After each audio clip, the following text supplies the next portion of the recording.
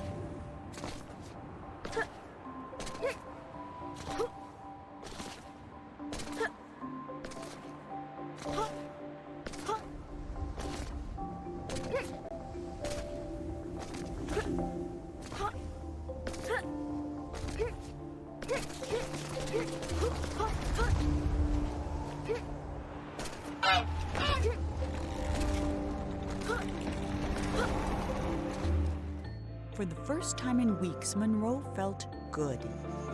He felt even better when the wind pushed him close enough to reach the Swan. He was feeling so good, in fact, that he forgot all about his fear of heights. But when the Swan wriggled free and Monroe fell over the side, he remembered almost immediately. That might have been the end of Monroe if this were a shorter story, but it isn't, which is why Monroe's troubles were just beginning.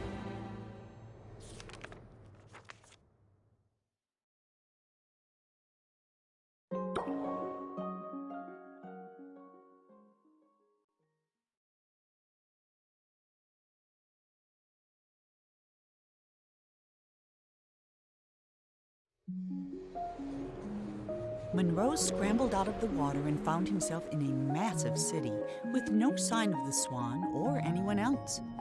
Well, except someone's enormous pair of feet. These were attached to a giant who could have been a big help in catching the Swan, but unfortunately, here was the laziest giant who had ever lived, and it was his day off. Having celebrated in his usual way, he was now sleeping it off and quite unable to hear Monroe yelling. While he was looking for a way to wake the giant, Monroe noticed something even better: a floating ship.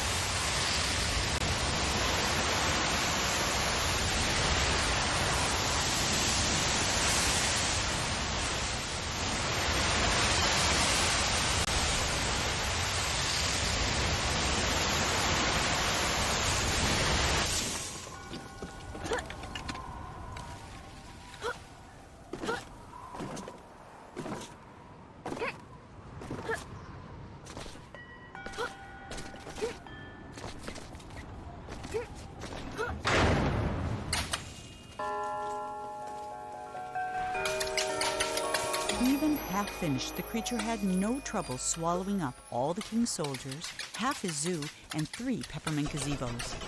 It was only with the help of his pet hippo and the giant that the king was able to force it into the sea. And though the water remained black for years after, the creature was never seen again on shore.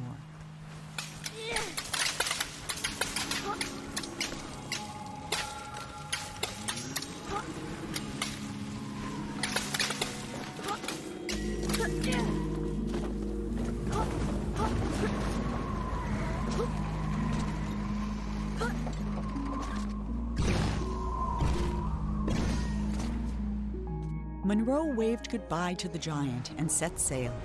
But no matter how fast he went, the Swan was always just out of reach. And not for the first time that day, Monroe suspected he was being led somewhere. Then they flew into a cloud, and everything went black.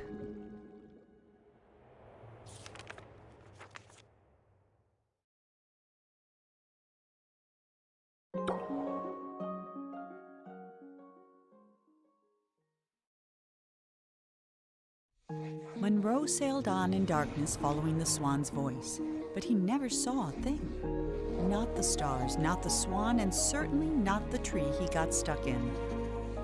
When the clouds lifted, the Swan was gone, leaving Monroe alone in the middle of an immense forest.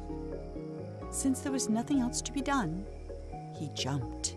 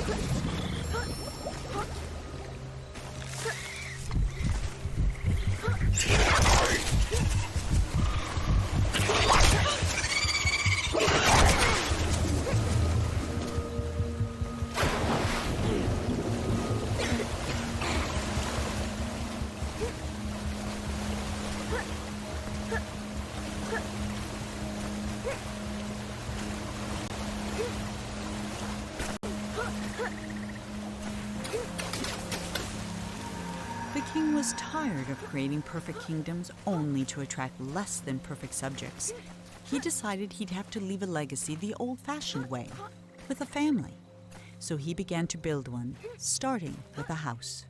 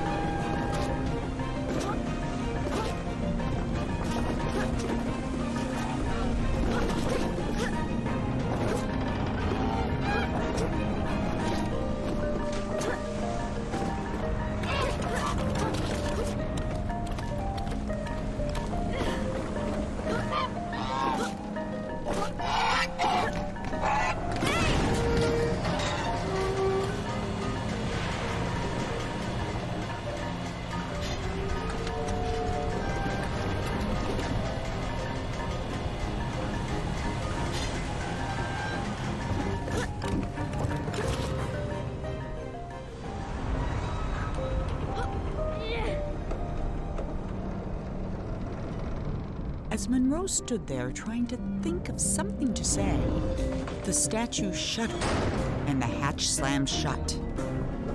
And now there was no more need for talking. The king was awake.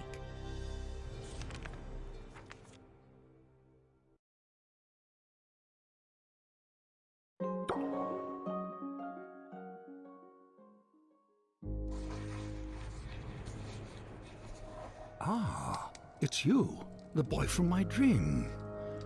What a strange dream it was. My life's work was being destroyed, and all I could do was watch. Come, sit here by the fire. It all began right there, in the house I grew up in.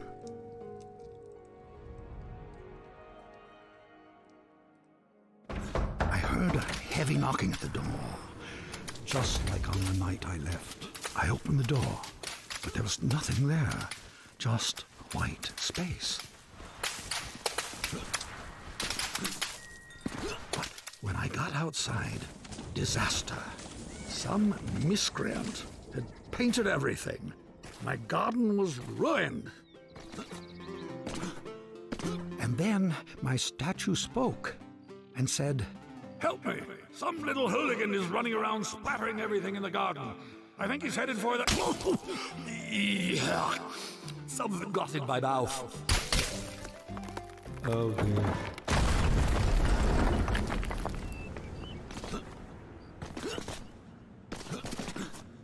I saw my unfinished labyrinth, abandoned and forgotten, and then the credits appeared. Your dreams have credits? Oh yes, and subtitles.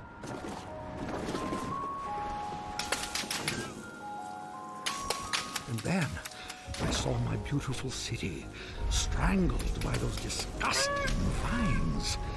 I built it to stand 100 lifetimes, and instead it'll be buried in one, a monument for weeds.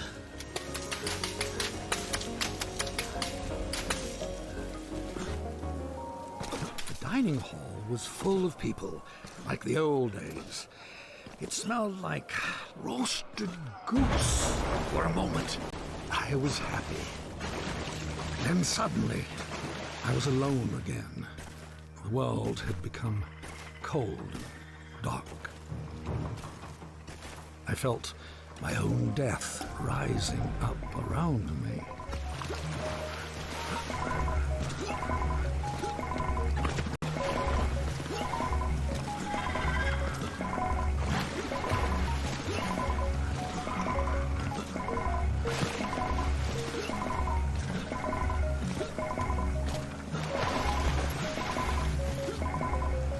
I floated past chunks of the house I built, or started building. Scarcely 10 years later, and the whole thing was in ruins. My works were meant to last forever, but most of them will be gone before I am.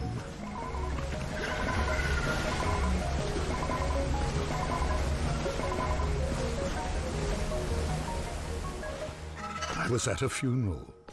My own, as it turned out. No one was there. Except you. I saw my monument, my last hope of leaving something that would live on after me. And I began to walk towards it, and with each step I took, I got larger. I just kept growing and growing, like a teenager. With a gentle push, my monument crumbled and sank. I saw my life's work laid out in front of me.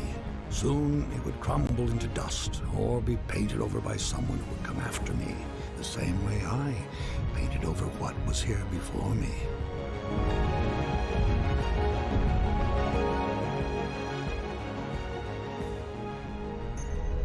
When the universe ended, I knew that everything I'd made was over. And as I sat there, looking out into the darkness, I thought back on all the things I'd built and left unfinished. I realized something. I wasn't sad that it was all gone. I had fun making all that stuff. I would have done it anyway. And then somehow I knew that when I woke up, all my work really would be destroyed. And that's when you showed up. I don't know how you got here, but I'm glad to see you. I have something for you. This brush isn't mine anymore. My work is over. It belongs to you now. I hope it makes you happy and that someday they will say, he is a better man than his father. That door will take you anywhere you want to go. But leave quickly, child. None of this will last for long. And that night, even though he was very tired, Monroe did something that would have made his mother very happy. He painted.